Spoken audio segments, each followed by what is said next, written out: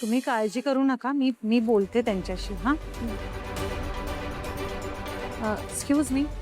Yes, how may I help you? हो, मी आपलं घर वृद्धाश्रमातून आले आहे आणि मला तुमच्या समर राजवाडे सरांना भेटायचं आहे. मॅम, तुम्ही अपॉइंटमेंट घेतली आहे का? नाही, अपॉइंटमेंट नाही घेतली आहे मी, पण हे बघा ना, तुमच्या कंपनीकडनं ही अशी नोटीस आली आहे आम्हाला, त्या संदर्भात बोलायचं होतं. ते सगळं ठीक आहे, पण मॅम तुम्हाला आधी सरांची अपॉइंटमेंट घ्यावी लागेल. कुणालाही मी असं वॉक इन नाही सोडू शकत. मॅम, तुम्हाला 3 दिवसानंतरच सरांची अपॉइंटमेंट मिळेल. नाही नाही, अर्जंट आहे. अहो, वृद्धाश्रमाचा प्रश्न आहे, म्हातारी माणसं आहेत, ती घाबरली आहे तिथे. काही करा, अपॉइंटमेंट मिळवून द्या. अगदी 5 मिनिटं मिळाली तरी चालेल. नेहा, त्यामुळे काय प्रॉब्लेम आहे? सर, ह्या म्हणतायत की ह्यांना आपल्या ऑफिसमधून काहीतरी नोटीस गेले. सर वृद्धाश्रमातून आले आहेत त्या.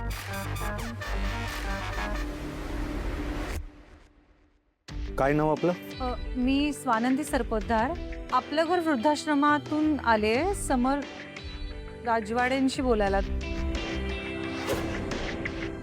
मी बोलतो यांच्याशी. बोला, काय म्हणणं आहे तुमचं? अहो, त्यांनी वृद्धाश्रमाला जी नोटीस पाठवली आहे त्या संदर्भात बोलायला आले मी. त्यानं काय होणार आहे? म्हणे काय होणार म्हणजे अशी तडकाफडकी तुम्ही नोटीस पाठवली तर वृद्धाश्रम असा रिकामा करून टाकला, असं कसं होईल? तुम्ही नोटीस नीट वाचली आहे ना? हो, अर्थात वाचली आहे. काय लिहिलंय त्यात? हे तडकाफडकी नाहीये मॅडम. जागेचा लीज पिरियड संपून 10 वर्ष होऊन गेले आणि 10 वर्ष कमी नसतात. माफ करा, पण मला कळू शकेल का तुम्ही कोण आहात?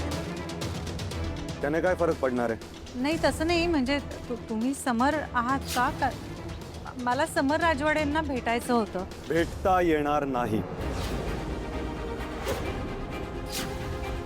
ते खूप बिझी असतात आणि तुम्ही तुमचा वेळ इथे वाया घालवण्यापेक्षा ते वृद्धाश्रम रिकामं करायच्या तयारीला लागा. आणि जे नोटीसमध्ये आहे त्यात काहीही बदल होणार नाही. हो, याला काही अर्थच नाहीये. हे बघा, आमच्याशी वाद घालून काहीच होणार नाहीये. खूप वर्ष वाट पाहिली आम्ही, पण तुम्ही आपणहून हे करत नाहीये, त्यामुळे आता आम्हाला करावं लागलं. आणि हा समर सरांचाच डिसिजन आहे. त्यांनी निरोप पाठवलाय की 1 महिन्याच्या आत त्या जागेवरून तुमचं बस्तान उचला आणि ती जागा रिकामी करा.